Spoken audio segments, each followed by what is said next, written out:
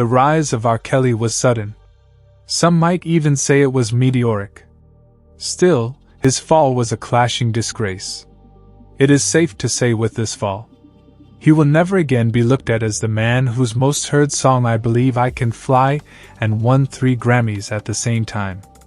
The man who was once considered an icon, an epitome of success and grace even by many celebrities, had a decade to gradually build his fall, and when he fell hard.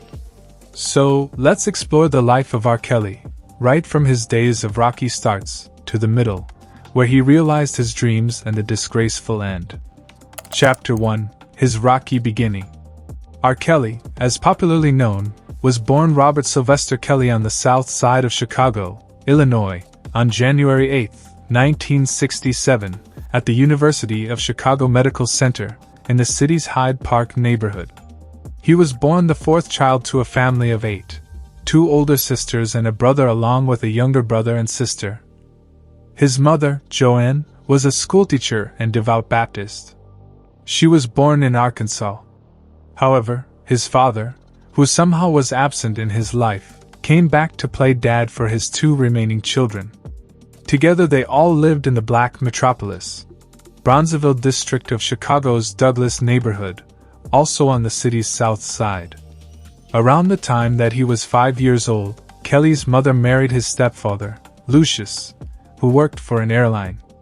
In his autobiography, Kelly admitted to having joined their church choir at the age of 8. This was also the time that he had a girlfriend named Lulu. Lulu met a tragic end on their play date when, after fighting with older children over a play area by a creek, she drowned as she was pushed into the fast-moving water and was swept downstream. This was the beginning of a tragic event for Kelly. He was sexually molested by an older female family member from the age of 8 to 14. Carrie, Kelly's younger brother, said that Teresa, Kelly's elder sister, who was in charge of watching her brothers, had sexually abused him for years. Carrie claimed that although their older brother, Bruce, was spared and permitted to play outside, Teresa chastised both Kelly and he separately indoors, and when confronted years later, she refused to admit the abuse. In his 2012 autobiography, Silicoaster, The Diary of Me, Kelly explained that he never told anyone because he was too afraid and too ashamed. Kelly was also sexually abused by an older man who was a family friend when he was about 10 years old. In his autobiography, Kelly described being shot in the shoulder, at age 11, by boys who were attempting to steal his bike, although a family friend later stated that Kelly had shot himself while attempting suicide. Chapter 2: A Timeline of His Rise to Fame. 1984.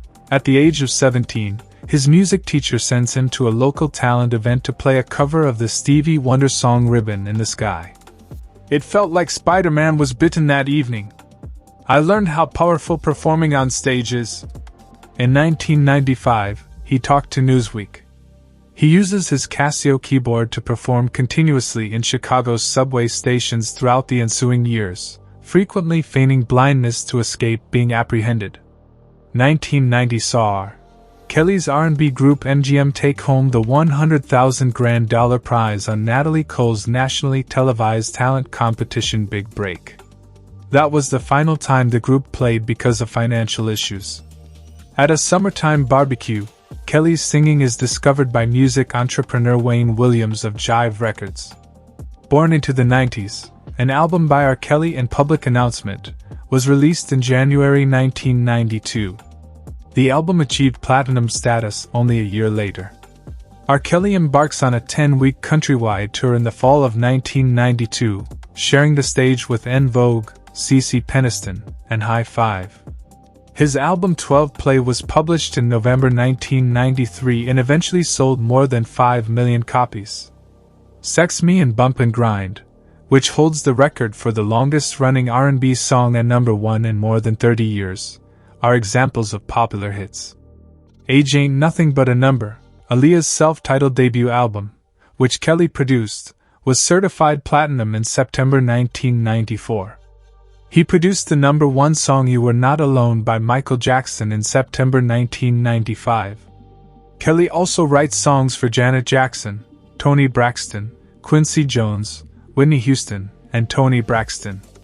R. Kelly's third album, R. Kelly, was released in November 1996. A month later, he established Rockland Records so that he may develop up-and-coming musicians, and his Space Jam soundtrack song I Believe I Can Fly reached the number 2 spot on the Billboard Pop chart. February 1998, for I Believe I Can Fly, Kelly wins 3 Grammy Awards, including Best R&B Song and Best Male R&B Performance. Released his album R in November 1998. Since then, 6 million copies have been sold. His album 12 Play 2 debuted at the top of the Billboard album list in November 2000. Chapter 3. A sum of his allegations since the 90s. The Chicago Sun-Times first reported in December 2000 that police had opened 2 investigations into allegations that Kelly was having sex with a minor but had to close those investigations due to the girl's lack of cooperation.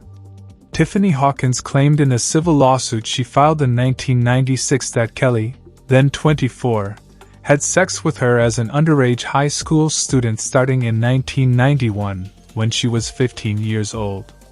Kelly also allegedly encouraged Tiffany Hawkins to enlist the help of her classmates, and forced her to participate in group sex with other underage girls. In 1998, Kelly and Hawkins reached a $250,000 settlement.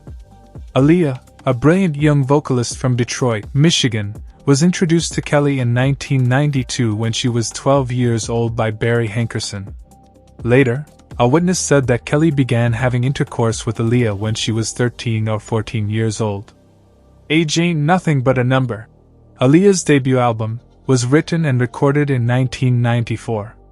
In a covert ceremony on August 31, 1994, Kelly, who was 27 at the time, wed Aaliyah, who was 15 at the time, in Rosemont, an Illinois village near Chicago's Cook County. The marriage was annulled in February 1995 at the behest of Aaliyah's family by a Michigan judge. Kelly and Aaliyah both denied that the marriage occurred or that their relationship had moved beyond friendship. However, in May 1997, Aaliyah filed a lawsuit in Cook County to have the marriage record expunged, stating that she was underage at the time of the marriage. Kelly was accused with bribery in 2019 by federal prosecutors in the state of New York in connection with the 1994 purchase of a fictitious identification card for Aaliyah in order to acquire a marriage license.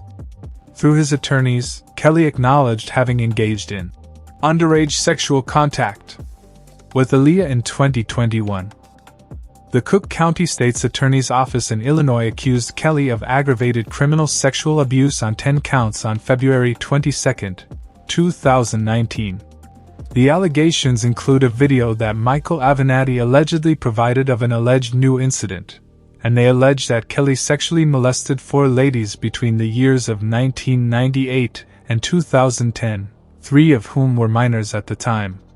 Kelly turned himself in on the day the accusations were made and was then detained by the Chicago Police Department.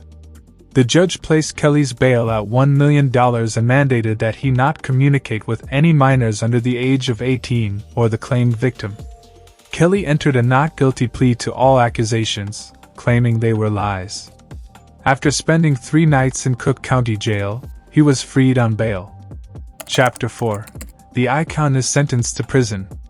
On September 27, 2021, the jury returned a guilty conviction on all 9 counts of the verdict sheet following a 6-week trial that included 2 days of deliberations.